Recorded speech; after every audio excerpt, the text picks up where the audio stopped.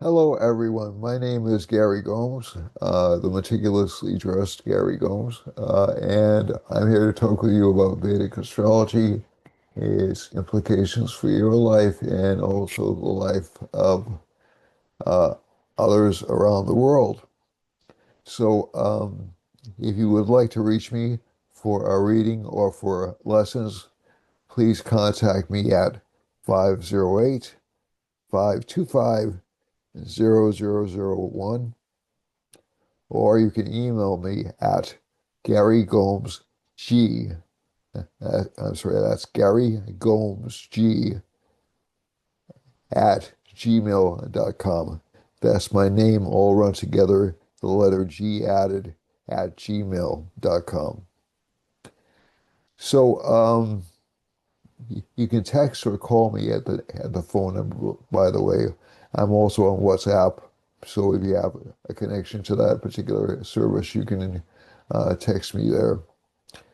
The so this is my really going on my 36th year as an astrologer, and I wanted to discuss um, what's going on in the world economically and also what's going on in the world in terms of your personal lives and where I expect to see the action happening in terms of astrocartography, which is a system I certainly didn't invent, and but it's a very accurate system to see where activities are happening.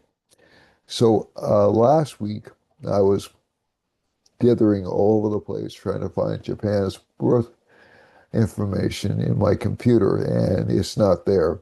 So today, being the diligent little person that I am, I looked up Japan's birth information so we can look at that.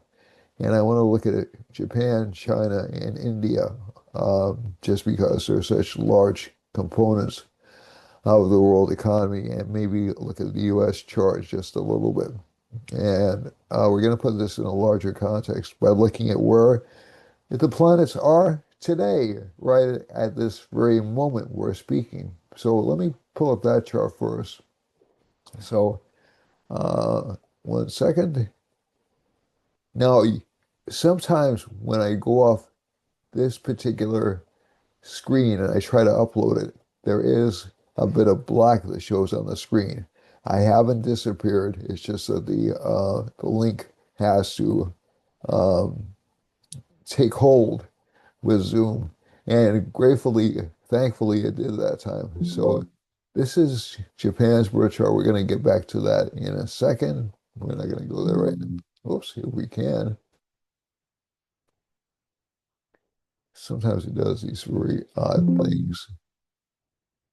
Let me see if I can get it to do what I want it to do.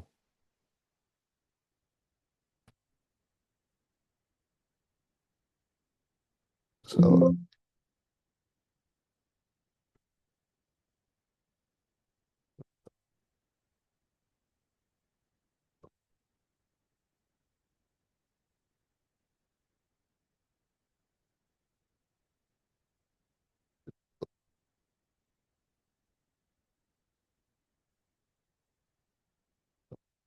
so if you'll be patient with me just for a second. Okay.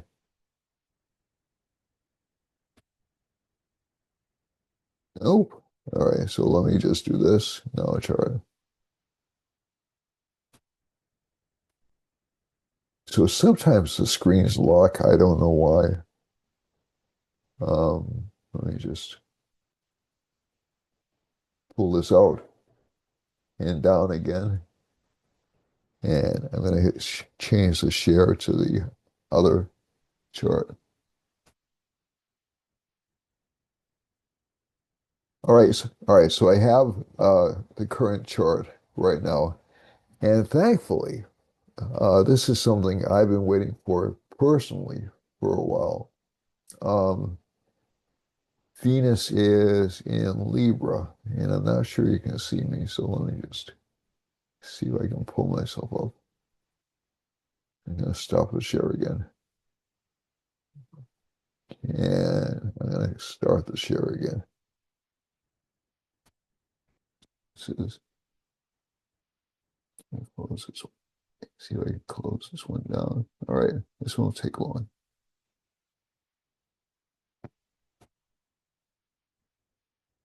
So you may be seeing a black screen right now. I'm going to try to fix that.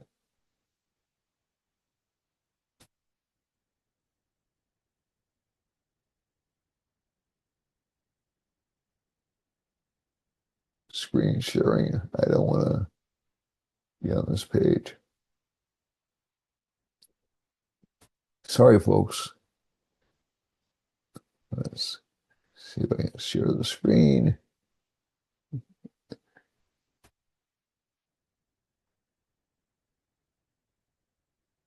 This might do it one more time for luck. Okay, so share, share the screen. All right, now it's sharing, thank God. Okay, sorry about that. Sometimes the programs and Zoom gets glitchy. Sometimes it's my fault and I don't realize it. And I apologize to you if it was my fault. The So this is the astrological chart for where we are right now at this very minute. So um, you probably noticed a lot of angry and punitive rhetoric over the past month or so. And when I say punitive, it's essentially like, you're not my friend, you'll never be my friend, I hate you, I wish you were gone. Okay. And that was primarily caused by Venus in its debilitation sign of Virgo. A lot of the anger also came because Mars and Mercury were in Libra, which is Venus's sign. And that's been going on for roughly about a month or so as well. So that Mercury-Mars conjunction is kind of an interesting phenomenon. It is an extraordinarily political conjunction. We're definitely in a political season right now. Elections are a few days away, right? So that particular combination, and I may look at Mondani's chart in New York. I'll see if I can pull that up for you guys, but um, I'm not sure if that's going to make be as big a demarcation line in the sand as a lot of people are claiming it's going to be. I don't know if it's going to change.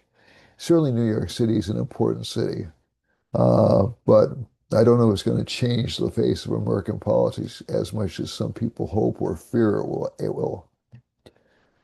So let's go back here because there has been a tendency over the past few years for more and more of the larger cities to become more and more um, socialist or left-leaning. And so that's sort of like, this may be the peak of the trend, not the start of a trend. Okay.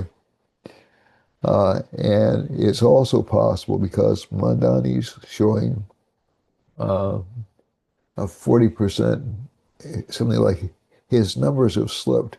It doesn't mean he's going to lose, but his numbers have slipped. So he's really only got 40% of the vote right now, according to recent polls. Again, like I said, that doesn't mean he's going to lose, but it does indicate that more people are considering other options than this fellow. But again, I'm not really as frightened as of this individual getting in office. I just think, how do I say this without sounding smug or superior? I guess I can. Um, I just think um,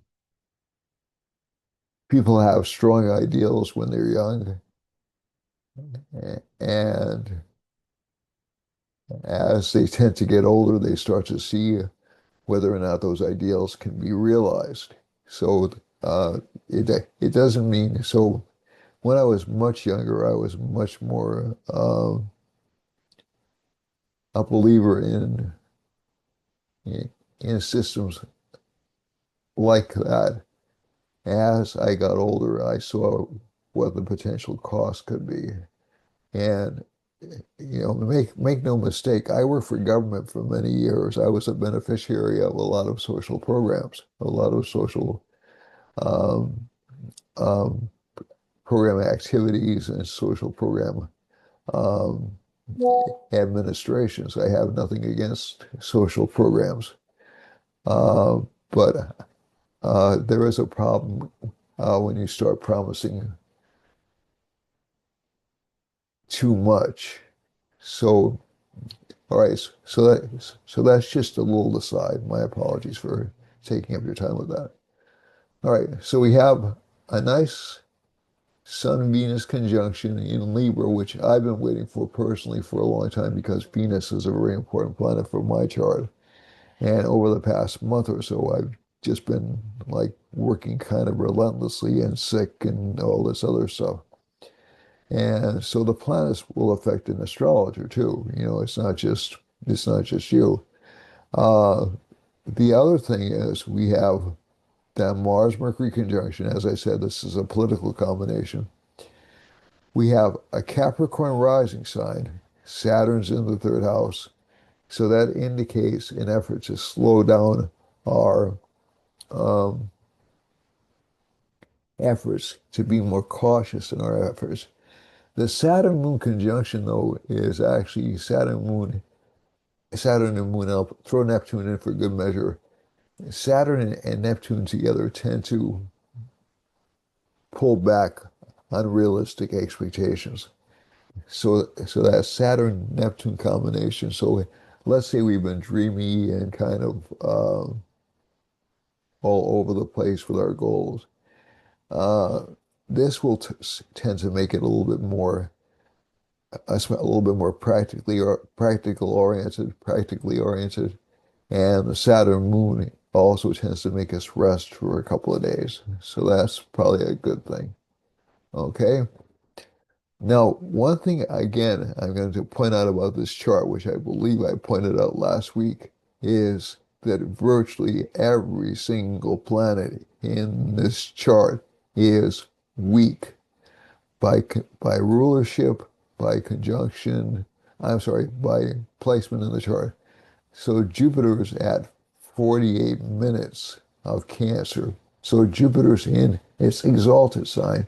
It's in its strongest sign. It hits its maximum exaltation in a few degrees. However, it's not going to proceed very far beyond this point. So this can make us a little bit more optimistic, a little bit. And again, one negative part about Jupiter is it can make us more dogmatic, more tied to our ideological systems. That's something I've noticed through the years.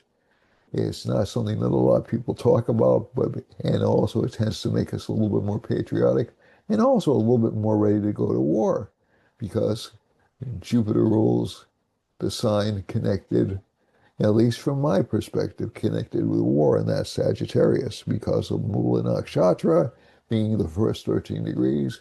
That's a destructive nakshatra. Okay. Jupiter is also in the eighth house. I'm sorry, in the seventh house from this chart. So it can bring good business partnerships to people. It can open new doorways. But there will be a return to Jupiter and Gemini where we'll be looking for new alliances towards the end of December into January. Now, Venus is also at really, really low degree, but Venus travels much more quickly than Jupiter does. So we'll feel this strengthening of Venus over the next couple of weeks. So Venus is weak. You probably felt at least a little relief of pressure because of Venus moving into Libra. And I know I have. I actually feel calmer, much calmer or less stressed out. And the Mercury and Mars is weak, 4 degrees, 30 minutes. So within 6 degrees of the beginning of the sign is weak. Um, between 24, so there are 2 degree segments that are always weak.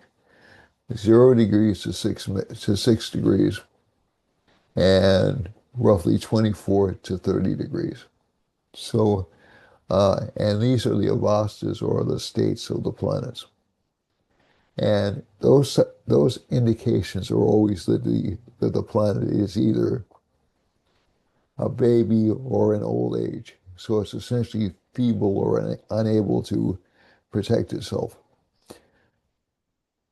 Mercury's in a little bit better shape, but it's really in the second weakest segment, and it's really not that far into it, the second weakest segment. The strongest segment is roughly between um, 12 and 18 degrees in a chart. So even Rahu and Ketu aren't particularly strong right now. Okay. The only planet which is strong by degree is the sun, and the sun is in what's called its debilitation sign. So this is when the sun starts to lose strength. So we changed last night to Eastern Standard Time if you're in the United States. And this is the demarcation point, the point at which fall comes in. If we use the tropical zodiac, when the sun enters Libra is when fall comes in. And fall is essentially the start of the decline of strength of the sun. Okay. So it'll keep on getting weaker and weaker until roughly December 23rd or January 15th, depending on which zodiac you use. If you use tropical, is around December 23rd. If you use sidereal, it's around January 15th. So, so the sun is weak. It's really at its point. It's in the west. It's a setting sun. So Libra is in the west. The seventh house, the natural seventh house, is in the west. That's when the sun sets. So a lot of optimism tends to go out. Now, this can be good for some things. Okay. So what happens when the sun sets? Well, basically, there'll be a little bit of a shift in terms of um, stubbornness. It'll weaken kings or rulers to a certain extent, but not really, not more so than K2 and Leo. K2 and Leo is a primary significant for that. And I've always found it interesting, at least in this country, that we hold our elections in November because that's the time when the sun is fallen in the sky in Vedic astrology anyway. And and essentially what happens is that's when we change rulers. That's when we change the people in power. So so this doesn't look good for a lot of incumbents. Again, I've said this again.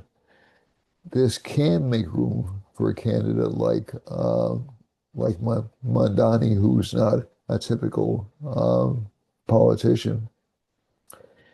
It can indicate a desire for change, but I'll probably look at Mondani's chart a little bit later in this. Hold on one second.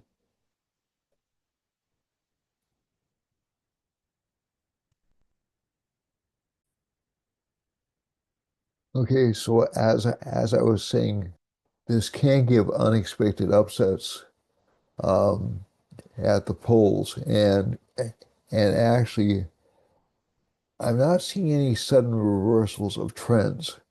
But I think the Mercury-Mars conjunction does open the doorway for what I would call underhanded election techniques. Also, so that could come from either side. That doesn't necessarily mean it's one party or the other. And the other thing, so behind the scenes rubbish being thrown at candidates.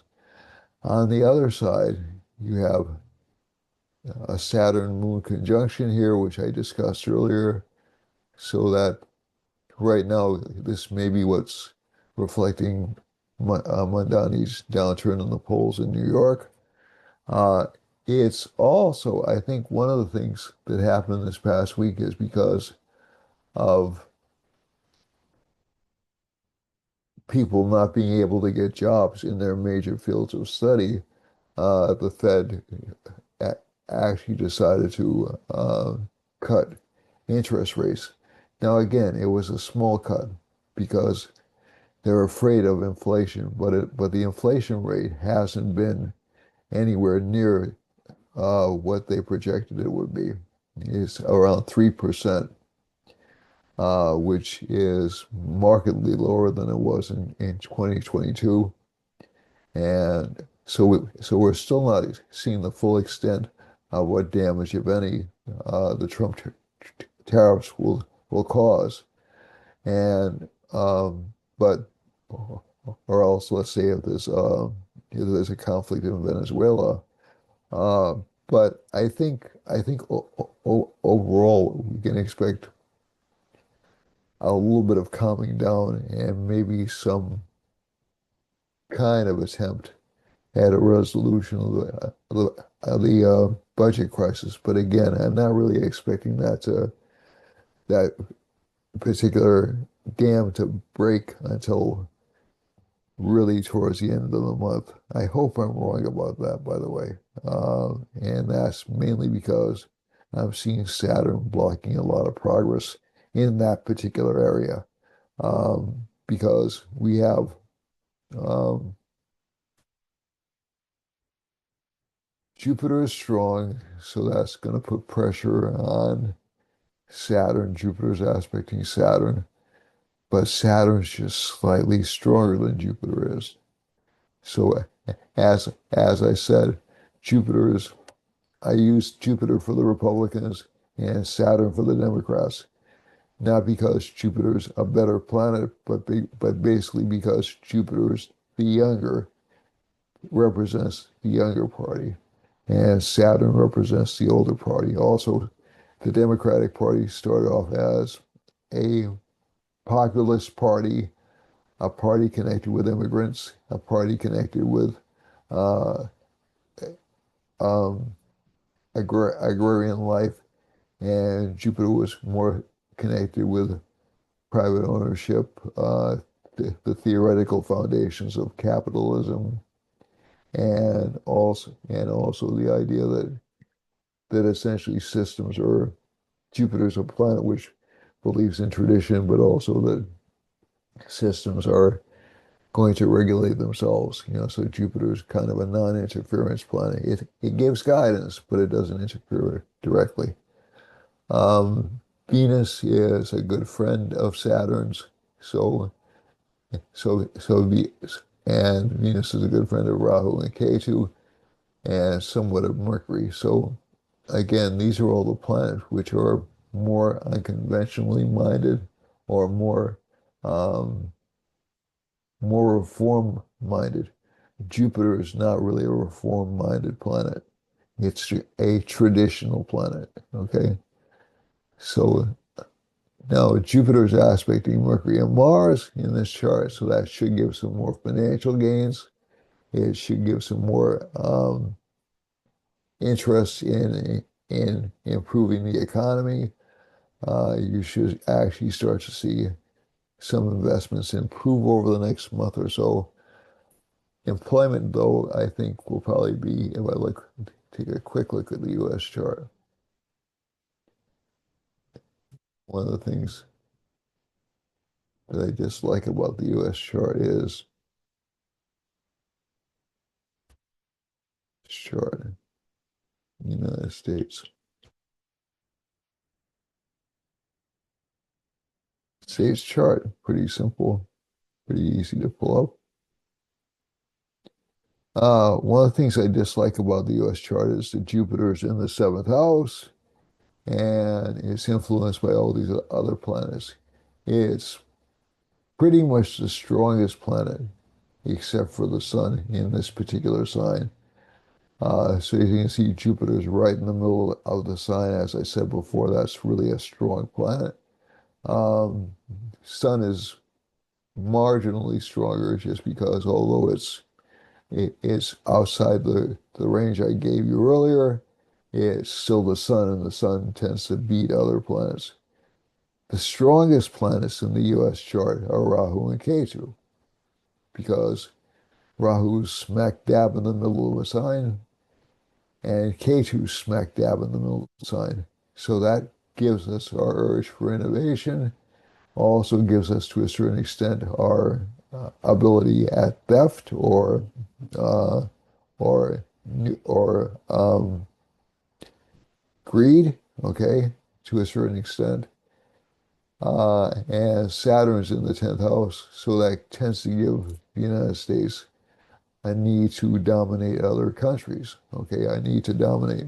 And it's also kind of a perfectionist combination. So whenever you see anybody um, complaining that the United States isn't perfect, you can take that Mars Saturn mutual aspect to the bank that's what's causing it. Okay, because this expects everything to be true idealism, is so the United States, so you'll have it on both sides. The United States is an imperfect country. It's done horrible things. It should be punished for all the horrible things it's done. And you'll see the other side saying the United States is a perfect country. There's no other parallel in history to it. There's never been a better country, et cetera, et cetera. Both elements are true to a certain extent, okay? You don't have to choose one or the other. So the United States history is full with tons of atrocious acts. Okay, I'm fully aware of that, but it's also filled with a lot of opportunity. It's filled with a lot of greatness. So I don't have a problem with that either. I think if we're looking at societies and expecting them to be perfect, we're living in an unreal world. That's not how societies are. But again, that Mars Saturn aspect, we expect to be perfect in some way, shape, or form. And right now, the United States is in a Rahu Mercury subperiod, Rahu Mercury Saturn subperiod, so that will slow down the economy somewhat in terms of employment. But you may see a little bit of a boost in employment around November 26th and maybe even more after December 24th when the Venus subperiod comes in, because Venus is about the third strongest planet in this chart. It's not a particularly good planet for Sagittarius rising, which the United States is, but you should see some improvement in finances for the United States and some increasing international tension after January 17th to January 24th. January 24th to February 5th, you should see new demands, new innovations, new even scientific breakthroughs during that period. And Mars is February 5th through, I would say February 5th through March 7th, again, increasing tension internationally. The one that I'm really most interested in is this March 27th through April 18th period, because that starts the K2 subperiod. And K2 is usually when the United States has trouble with its population.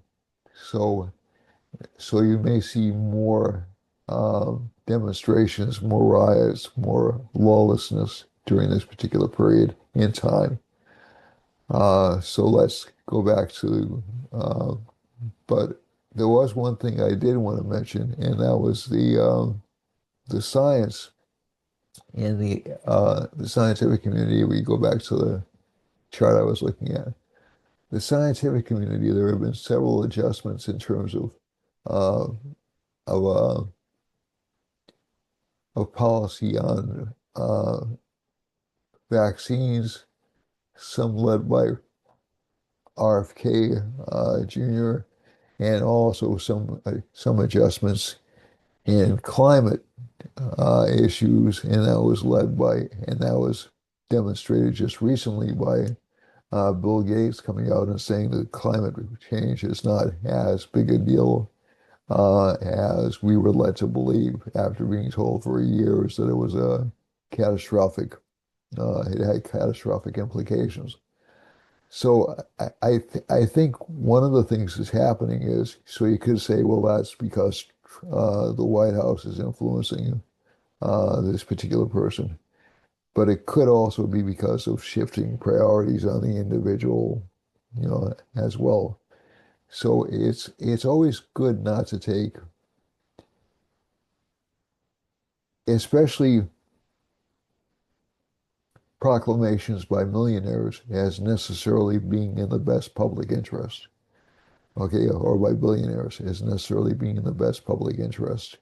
I think that's something we should all be a little bit cautious about.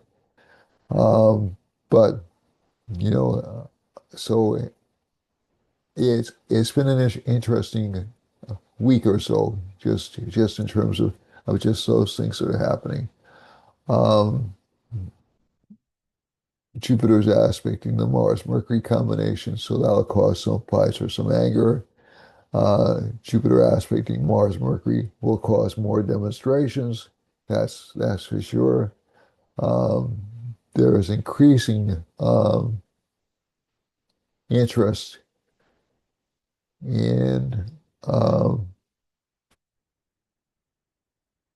violence as a political solution uh, in the United States, which I'm a little bit worried about because we have that K2 subparade coming up. But we'll see what happens. It could just be But that's, but we did have a K2 Mahadasha in the late 1960s, which I keep falling back to as a reference point. This reminds me, the planetary combinations are remarkably like the late 1960s.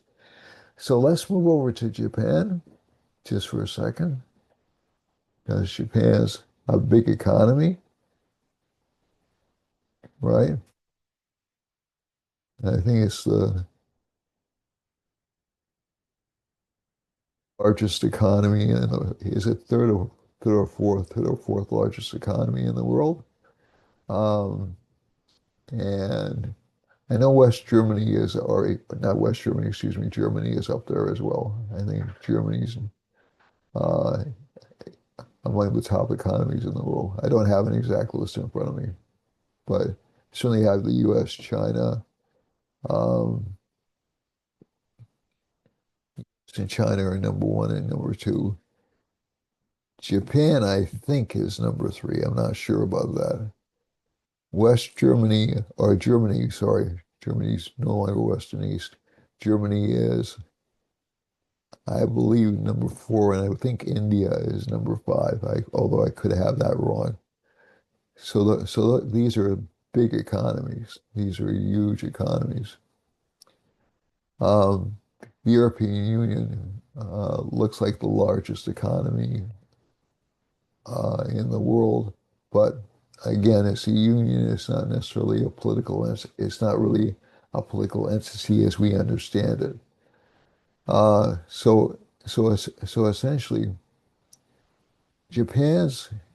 So this is one of the things that I find fascinating about Japan. Japan had a um, a lot of growth in the 1950s and 1960s.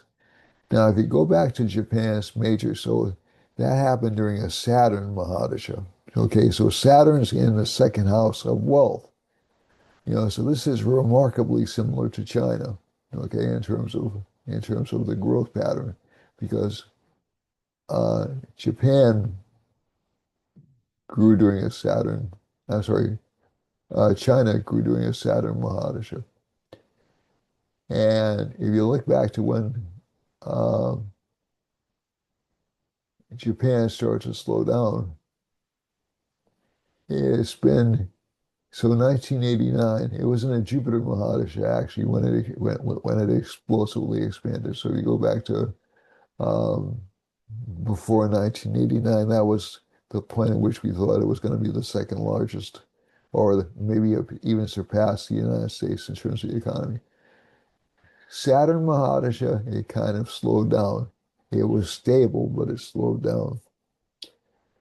In the 2000s, it was in a Mercury Mahadasha, so it's been huge. So it's essentially been what I would call sustained by its own weight. And that's exactly the situation that China is in right now. So China is a huge influencer, but is going through what's called a deflationary cycle right now. And that's almost, it's fairly similar to what happened with Japan because Japan had all these marketplaces tied up. So this may be boring to a few of you, but it's important to the United States. So that's why I'm doing this. So Saturn, Japan slows down a little bit, consolidates its growth. 2008, it's really in kind of a negative growth pattern. 2020 to 2022, it borrows and spends a great deal like the rest of the country, the rest of the world did in COVID. And over the past couple of years, it's been in a relatively rough shape financially. And again, we're saying relatively. This is Japan. This isn't, a country which is struggling to survive. Recently, they elected a female, their first female president, but she's apparently a Thatcherite. She's apparently a lot like Margaret Thatcher, uh, who was the prime minister in England in the 1980s. So Thatcher was very conservative. The current prime minister is a break from tradition. So that K2 in the first house makes perfect sense. And she'll start focusing on um, she internalizing um, Japan's wealth. So what's she doing? Well, she's expelling Muslims, or I think illegal Muslims. I don't think it's all Muslims, but illegal Muslims from the country. So so we have another country which is showing signs of being of trying to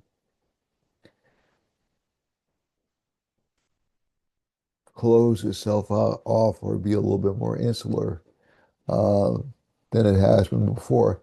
And the main reason, at least the reason I believe she got elected, was because of it wasn't because of any inherent hatred or um, bias on the Japanese, although I certainly can't rule that out, but it seems unlikely. It's mainly because K2, if you're going through losses, you have to tighten your belt. You can't be paying for other people's issues.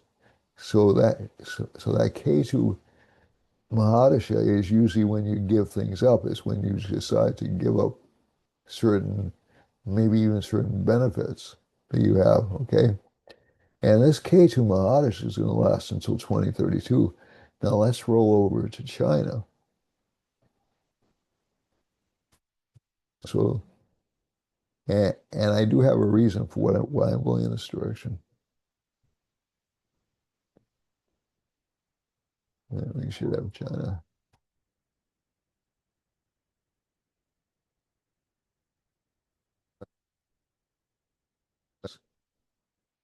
China again grew during a Jupiter Mahadasha.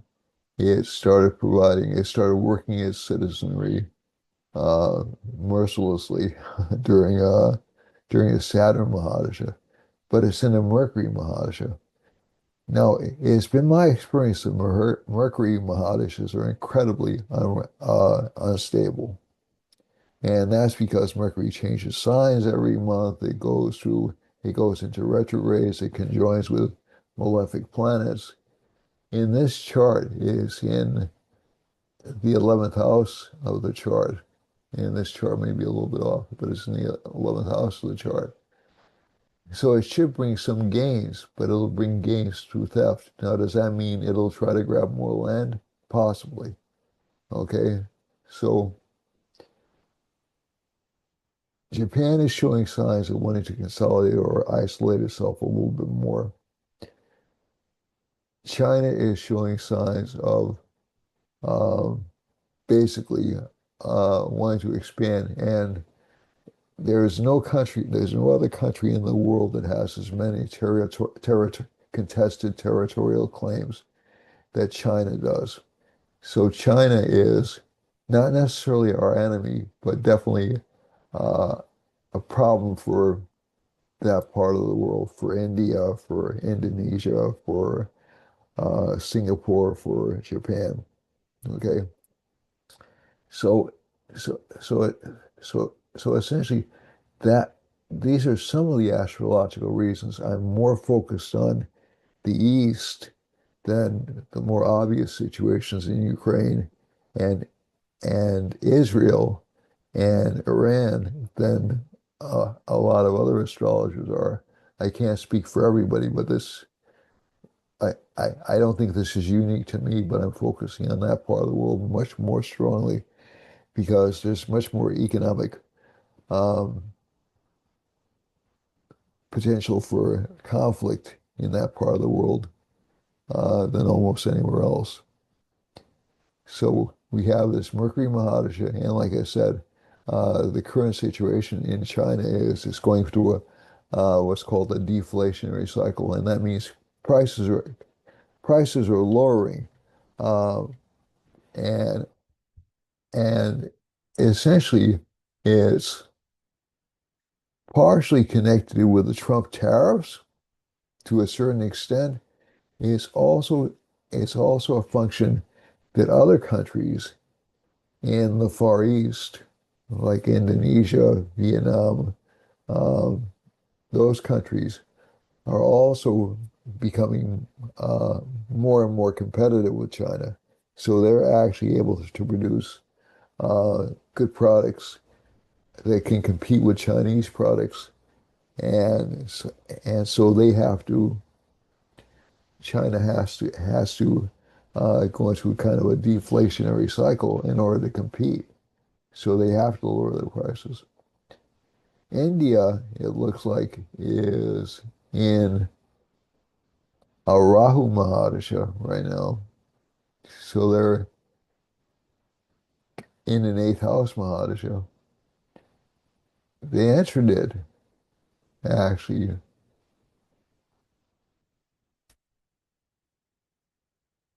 2021. Now, there is a general rule of thumb that you don't see the full results of the Mahadasha until you hit the third level, and that'll be 2027 in India. Okay, January 9th, 2027 in India, and that'll be in the Rahu Saturn subperiod. So Saturn is in India's 10th house. So this will make India, I think, more territorial, more aggressive. So we're seeing a possible conflict coming between 2027 and 2030. And I think essentially it'll be a conflict between China and India or China, India, um, and Japan and South Korea to a certain extent involved in some kind of a conflict. Now, the reason that hits the United States is because we get a lot of our imports from those countries. So, so I think that I would look not necessarily to collapse in the United States, although that certainly is possible, but more towards problems with imports, making life more difficult, and not because of the tariffs, but because of um, national competition. Now, let me see if I put his chart in successfully. Now, I want to talk about the mayor's race, and then I'll get to your charts. There we go. There's Zoran. All right, so the mayor's race in New York. This is just a quick read. You know, this one we have to be careful with because we don't have Zoran's birth time. We don't have Mr. Mondani's birth time. He does have a blessed, um, this is a noontime chart we're using. This was the chart that the page I went to. He does have kind of a blessed, um, Jupiter and Venus because they're both in Purva Falguni Nakshatra, which is considered to be. So we do know he comes from a relatively, his educational life was relatively strong. He didn't come from a poor background, as far as I understand it.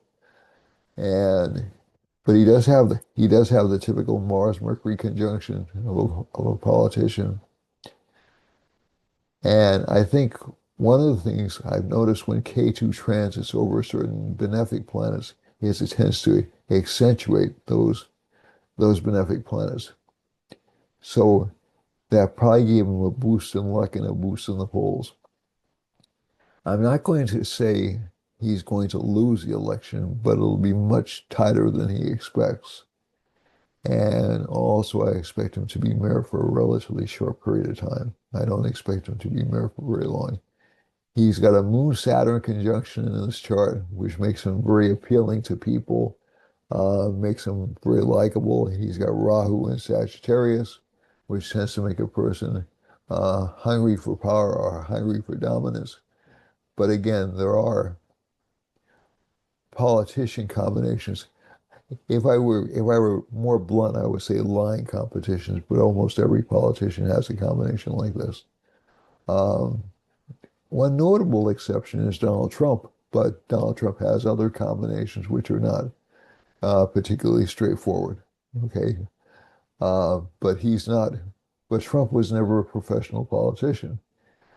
This guy, I think, was born to be a professional politician, and so he's relying a lot on ninth house.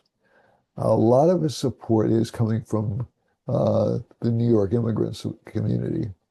And there are rumors the turnout is going to be very large for this election. So they could upset it. So if people who are opposed to him turn out in like vast numbers, uh, there could be an upset. There could be um,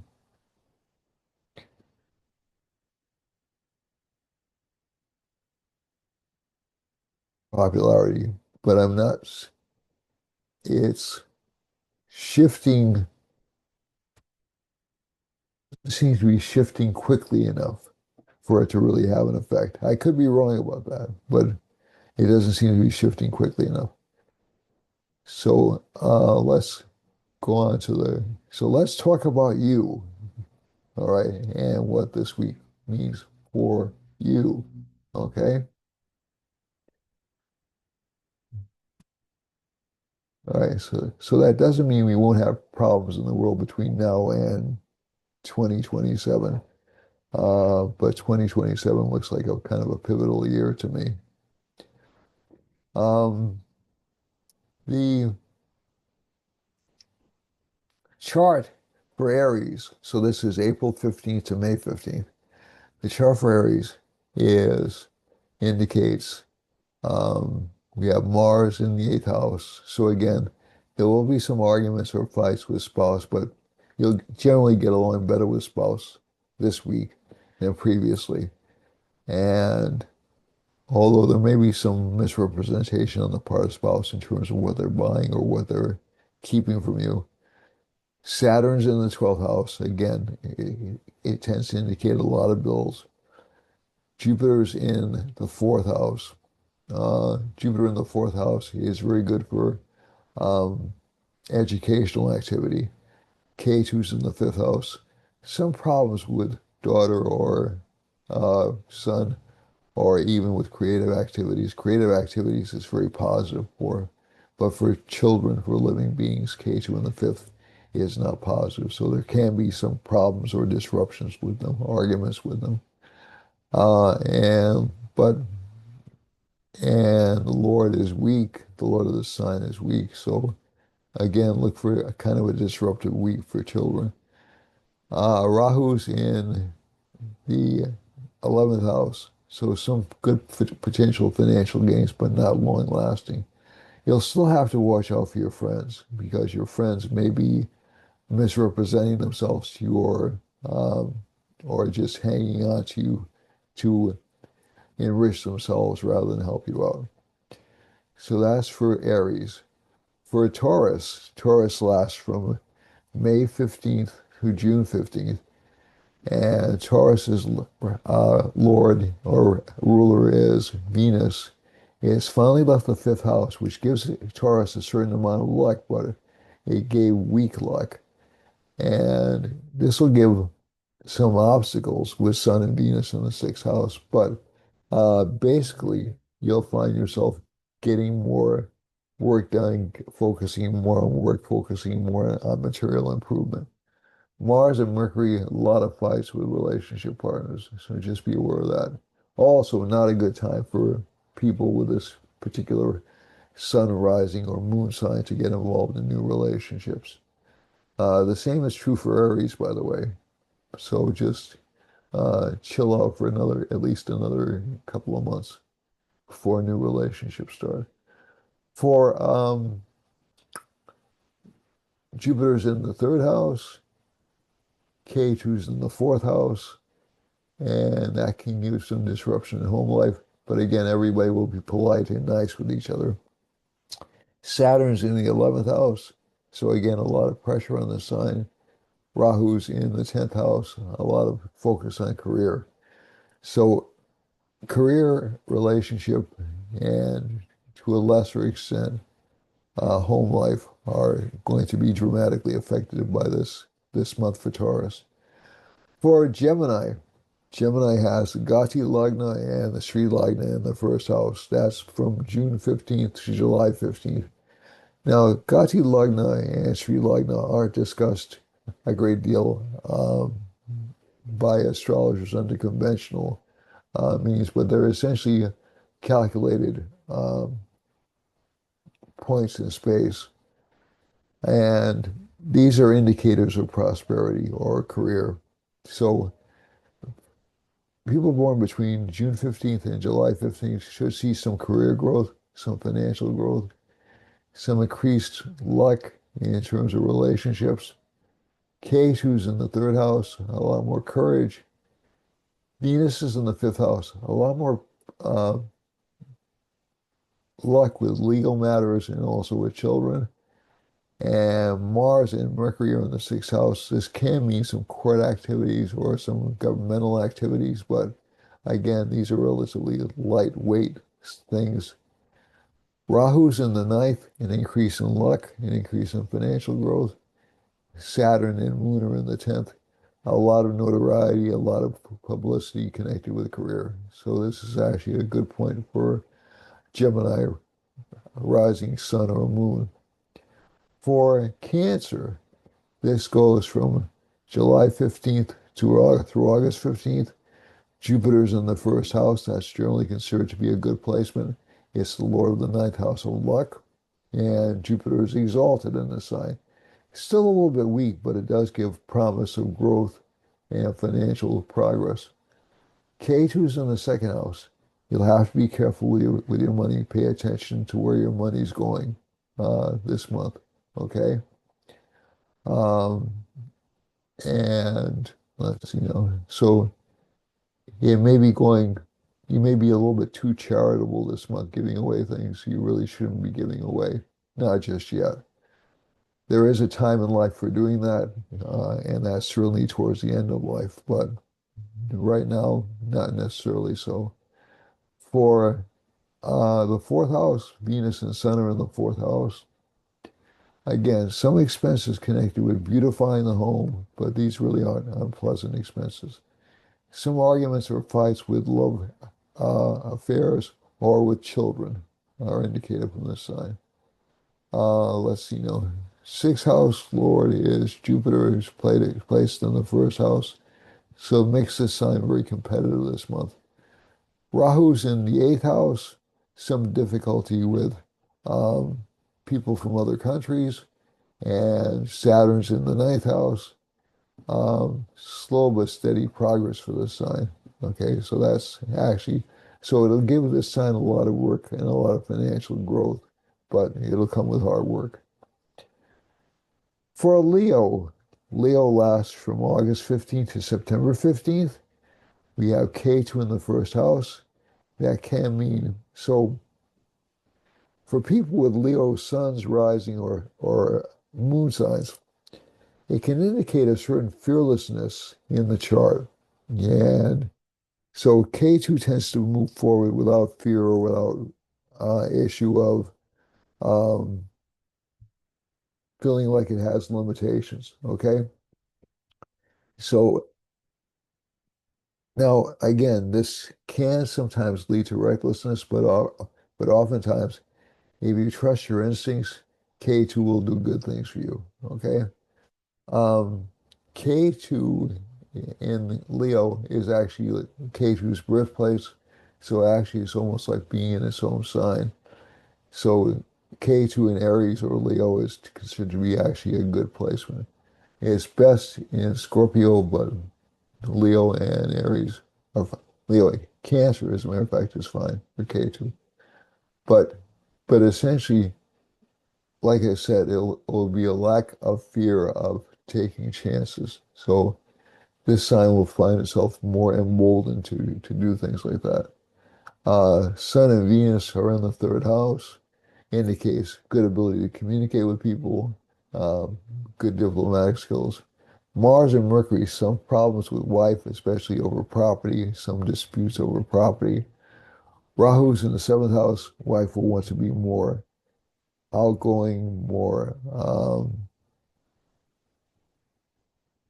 focused upon, more mysterious, more interested in foreign activity. Okay. Moon and Saturn are in the eighth house. Again, this can give this sign some opposition from people from other countries or people who are poor or people who are democratic, if I'm honest with you. Okay, that's one of the significations of it. And do we have any others? Jupiter's in the 12th house, good for saving money, good for financial growth. Okay. For Virgo, Virgo is um, Virgo's lord is Mercury. Mercury's so Virgo lasts, excuse me, from um, September 15th to October 15th.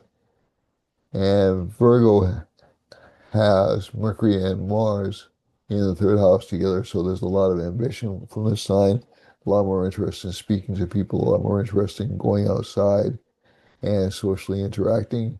The Sun-Venus conjunction is also very good for some financial gains from foreign countries. Uh, Ra Rahu's in the sixth house, gives some difficulty with short-term illnesses. Those won't go away for about a year, if I'm honest with you. Saturn and Moon are in the seventh house. Some disruption in relationship life indicated. This was felt more strongly over the past month than right now. And that's thankfully moved, but over the next couple of days, it'll still be there. That stress will still be there. Um, Ninth house lord is Mars. Mars is placed in the third house. So a lot of ambition for education, and a lot of ambition for career matters. Jupiter's in the 11th house. Some new gains, some new friendships. Ketu in the 12th, a lot of interest in spiritual activity. For Libra, Libra lasts from October 15th to November 15th, or you could even say a person who has a Libra rising sign or a Libra ascendant would be affected by these combinations. So the eighth house lord is in the first house. This can mean income from unexpected sources, and you may have to humble yourself in order to get it, but you will get it. Also, we have what's called Adani Yoga with Mars and Mercury in the second house. So this increases luck, connected with property, but also connected with financial gains and also from wife or relationship partner. Rahu's in the fifth house. Rahu being in the fifth house is a good placement for creativity. There'll be a lot of interest in experimenting with creativity, following non-traditional pathways. And the sign will be actually very intelligent this month, but it'll seem a little bit unconventional or unusually oriented. Saturn and Moon are in the sixth house. If Saturn and Moon are in the sixth house for this particular rising sign, progress comes through hard work, especially connected with career, because Moon rules your house of career. Um, there are no planets in the seventh house, although the Mars-Mercury combination can mean that relationship partner will be lying to you a little bit. Jupiter's in the 10th house of career should bring increased career opportunities, which you'll see come to full fruition next summertime. Okay, so that's not a bad. And Kate, who's in the 11th house, unusual or spiritual friends, but you have to watch out for which friends you trust as well. Okay, so that's for Libra. Scorpio is from November 15th to December 15th. We have a Mars-Mercury conjunction. So this is another kind of a Dana Yoga or wealth-producing combination because you have the Lord of the first with the Lord of the 11th house of gains and friends. Siblings will be very strongly on your mind this month, this year, this week. And also, again, not a great time for new relationships or new relationship activities for this particular. Essentially, long-term business contracts or long-term relationships. Rahu's in the fourth house, makes the sign interested in expanding power or real estate or those kinds of activities. Saturn and Moon are in the fifth house, can give some difficulty with children. A lot of hard work is indicated for this sign. Um, and Jupiter sits in the ninth house, which is very good for career success. Jupiter aspects the first house, so this should be a fairly lucky month for Scorpio.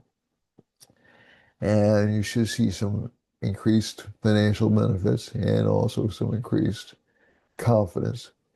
Kate, who is in the 10th house, a feeling of being unrecognized or underappreciated at work. Sun and Venus are in the 12th. That can indicate new potential saving opportunities, but the problem with that is Sun is a bit malefic for this chart. So career efforts to expand career life will be rewarded, but there is a chance that you won't be able to optimize those because of lack of confidence. So just try to shore up your confidence. Don't be afraid of new ventures, and you'll do fine. Um, for Sagittarius, Sagittarius has no planets in the first. Its Lord is in the eighth house. So unexpected gains from investments or from property are indicated. Saturn is in the fourth house. Increased prestige or esteem, especially from people from other countries. Moon um, is the eighth house. Lord is in the fourth house. So again, some increased financial benefit from investments. Rahu's in the third. A lot of courage, especially in dealing with travel and opportunities for travel. Jupiter's in the eighth house, good for longevity for this particular rising sign. So that should give some relief from some chronic conditions. K2's in the ninth house, unexpected burst of luck, especially from philanthropy or government, philanthropy or government. 11th house has Sun and Venus in it. That's good for financial growth. The Mars-Mercury conjunction can indicate some losses or some problems associated with real estate. Okay? So this is for Sagittarius. We're going to move on to Capricorn, which is January 15th. So Sagittarius was uh, December 15th through January 15th. Aquarius um, is I'm sorry, Capricorn is December 15th. No, Capricorn is January 15th through February 15th. Sorry, folks. And it has a lot of ambition. It has a lot of worry about its job, but it has a lot of ambition. Rahu's in the second house. A lot of anxiety about money, but that'll pass. Mars is in the 11th house, good for gains for real estate or real estate property. Sun and Venus are in the 10th house. That's a very good combination for the sign. So there should be some promotional opportunities or at least recognition from your boss. So that's a good combination. Jupiter's is in the 7th house, good for relationship life overall. So new relationships, new business partnerships are very good for this particular sign. The Saturn Moon conjunction in the 3rd house is actually pretty good for new partnerships. But again, get to know the person before you enter into a partnership. And that's about it. K2's in the 8th house. I'm sorry, I don't want to miss K2. K2's in the 8th house, can give unexpected boons or financial boons, but also unexpected financial losses for the sign. Sun and Venus, I've already spoken about. Mars and Mercury, I've already spoken about. So Sagittarius looks like it's in fairly good shape this month. For Cap, I'm sorry, Capricorn looks like it's in fairly good shape for this month. My apologies. Aquarius has Rahu in the 1st house. This isn't a bad placement. Rahu is a difficult planet by its very nature, but it isn't inherently evil, I don't think. And it can sign rather restless.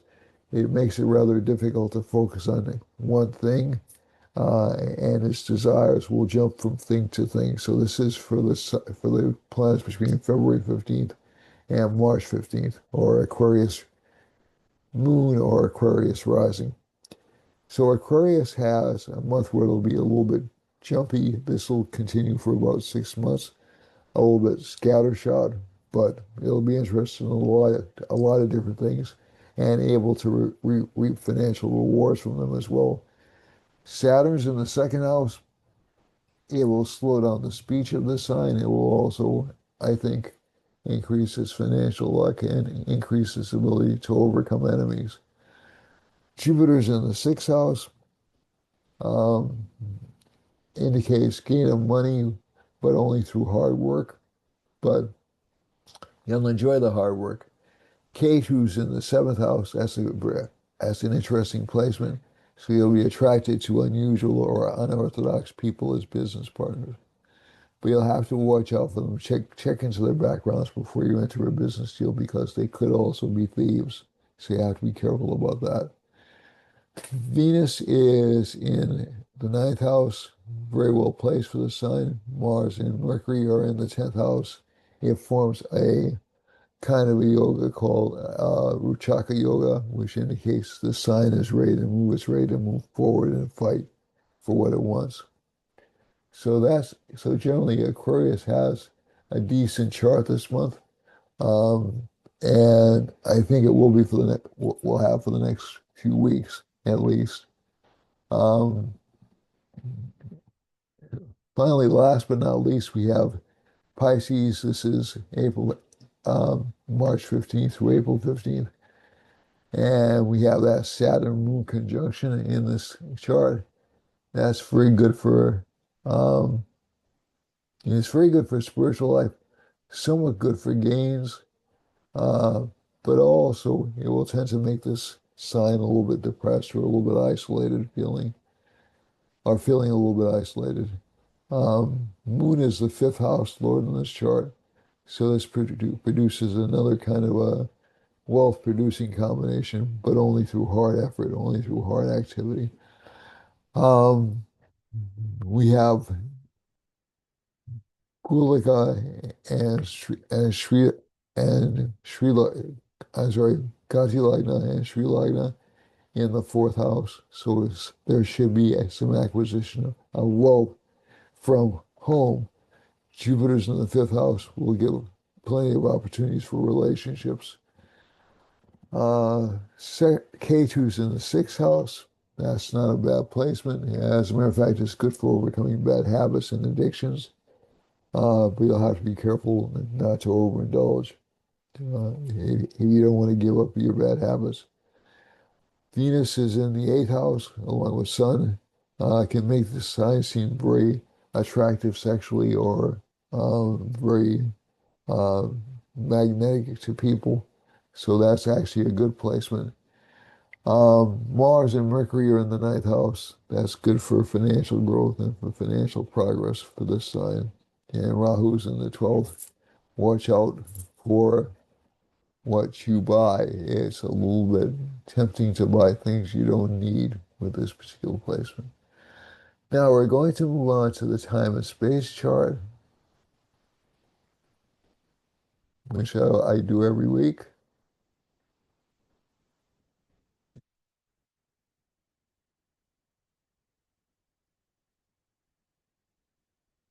Let me get this down. Open it up again. Okay, so let's see where the action is. Okay, so Mars and Mercury, so some political intrigue in southeastern Alaska and northwestern Canada. Interesting, okay. Um, Maybe even some problems with elections in those areas. Venus goes down into uh, British Columbia, it looks like, and and Vancouver, New Vancouver, and largely stays away from the west coast of the United States. There's a sun line running through um, Nevada, Utah, Wyoming. Is that Utah? Yeah, it looks like it. Yeah, you're Utah, right? Um, Up through Idaho and Montana, and again, I've told you this before. Um, Parts of Oregon do want to merge with Utah, with not Utah, with Idaho. My apologies. And that's a long process, but I just think it's interesting that it's coming up right now when we're seeing this week. Um, we're seeing increasing pressure on centralized governments. Um, Sunline is weak. It's going through California, so there can be some disruptions in local government in Canada and up in Alberta and Saskatchewan. Let's see, and also in Mexico. The other combination of devious behavior is really showing up all the way from Wisconsin down through uh, Kansas, Nebraska, and down all the way into Texas and Louisiana and down close to Mexico City. So there may be um, some major lying, major political scandals going on down in those regions. We have, I need to move this over a little bit. We have a Rahu line going through the northeastern United States, pretty close to where I live. I know the last time we had that, I mean, there is a political scandal in Massachusetts right now. Uh, Somebody working for the state was found receiving large portions of cocaine to sell. So that's one political scandal. There are ongoing political scandals in Massachusetts, but I don't want to make this a Massachusetts-centric uh, broadcast. But suffices suffices it to say there are a few problems in Massachusetts right now. Um, Maine is having some problems as well. And so again, these will largely be political problems.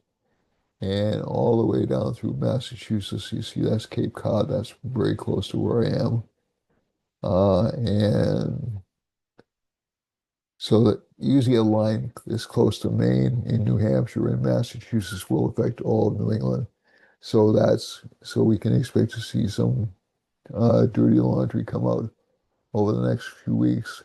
But like I said, the cocaine bust was significant because it was a relatively, um, I don't want to say super important, but a relatively important administration official that got charged with possession with intent. Let's see, Haiti. is in that line as well. And so is Venezuela, and so is Peru and Ecuador. And there may even be some problems because a Saturn line passing over Venezuela, Guyana, and down into Brazil, down into Bolivia, down into Argentina. So this can indicate some financial problems for that part of the world. And the Rahu line, Rahu, I usually equate with uh, attempts to take over governments or attempts to cause panic. So that's actually fitting in terms of what's going on right now. There's a moon line running through Guyana, so that can give a change in governments. And let me just, and also a Saturn line. So that can indicate a shift in governments. Um, there's a Venus line running through the tip of Brazil, and it's hitting,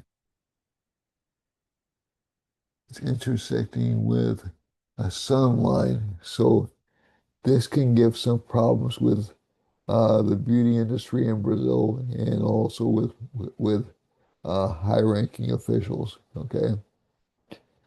Let's see now. There's a descending sun line, but it's not really intersecting with anything. Let's see now. There's a Mars Mercury line. Wow, there's a lot of political scandals going on this month, huh? Okay. So Mars Mercury line tends to indicate people lying about things, and at least from this chart showing being shown up about it. Most all the answers has come back. And this is down into Chad and down into Mali and that region of Africa. So there can be some governmental disruptions there. There's nothing intersecting England right now. So they may or may not have a quiet month. It's between Mars, Mercury, and so is Algeria. Sorry, Algeria and Libya, and most of Western Europe are stuck between Rahu and um, Mercury, with a little bit of Jupiter thrown in for good measure. But so what does that mean? Well, Rahu and Mercury usually indicate some scandal connected with communications or connected with commerce. So, so we're going to see this entire region of the world hung up in that. Okay, so so affect different countries differently. So Sweden will be connected. Germany will be connected. Parts of Greece and Macedonia, and all the way down into Al Algeria and Libya. Okay, down through the Central African Republic, down to South Africa almost. And there's a lot of economic pressure in Eastern Europe right now, all the way down through Greece, down through Egypt, down through Sudan, and also uh, down into um, Southwest Africa. The other line I want to draw your attention to is a Jupiter line passing right through these areas. This usually indicates support for a more conservative government cycle, and it's passing through Saudi Arabia, so that will tend to keep their government in control. Um, there's a, move this little block down here. There's a Venus line running through Saudi Arabia, so there should be some financial growth. Saudi Arabia, Kuwait, and that should mean some financial growth, or at least the start of some. And let's see now, and there's a nice Venus line running through that, so everybody's going to be relatively nice and cordial. In terms of Ukraine, Ukraine has is stuck between Sun, I'm sorry, between Venus and Moon. So while this isn't a bad combination, it can tend to get Ukraine's allies confused because that's a very difficult um, combination. And the other thing is we have that Jupiter line does indicate some changes in economic structure all the way down here. We have a Venus line. Venus is relatively well placed for bringing some economic prosperity to Iran, and Sun is in this chart uh, is passing over Afghanistan and Pakistan, and again those do pose a threat to India. Okay, so any possible conflict could encompass this entire region. Okay. There's also a Mars Mercury line, so there are land or property disputes in eastern India and also in China and to a certain extent in Russia. For um, we have a Saturn line and Rahu line sort of embracing Vietnam and China, so this can mean increased scandals coming out of that part of the world, and even some in Western Australia. There's a moon line running through China as well, so this indicates some pressure on it to make economic decisions pretty quickly. And let's see now, I need to look a little bit. So so basically, um, you should see some increased e economic tightening around China, Philippines, uh, all the way down into Australia. Okay. And last but not least, we have a Jupiter uh, Venus line, not really hitting any land mass except for Papua New Guinea, and so that'll actually be a relatively place to attend. But I think, at least from this chart, um, this does underscore the increase in competitions. All right, and let me just move on to the last point over here. We have a Venus Jupiter line. This can indicate extreme problems with hurricanes or with water sprouts, and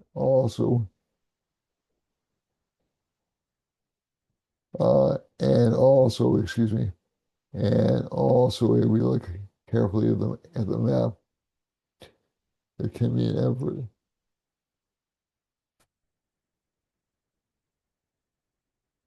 All right, so that's it for this week. I'm going to sign off and say thank you very much for watching. In case you may be able to tell I'm a little bit tired right now, but I'd like you to ask me any questions you would like. I'll try to answer them to the best of my ability. I may have to do some research. Maybe you send me new topics, but I'll be happy to do that. I am going to be making some shorter form videos pretty soon. And again, if you're interested in studying as a class, please let me know. I think I can accommodate you over the next few months.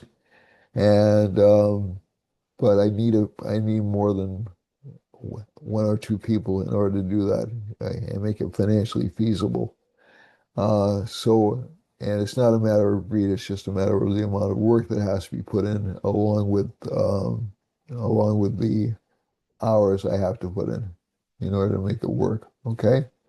So, but thanks for watching. Please subscribe, like, comment, ring the bell so you can be notified the next time I'm on your wonderful screen. I love you all. God bless you. Have a wonderful week. We can at least breathe a little sigh of relief that Venus is in its own sign and Mars is in its own sign and Jupiter's also in its own sign right now. So this is a marked improvement from where we were last week. Okay? All right, folks. You take care. Have a great week. And again, I love you all and thank you so much for watching.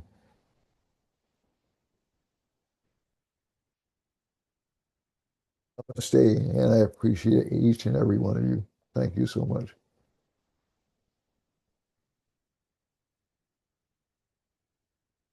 See you next week.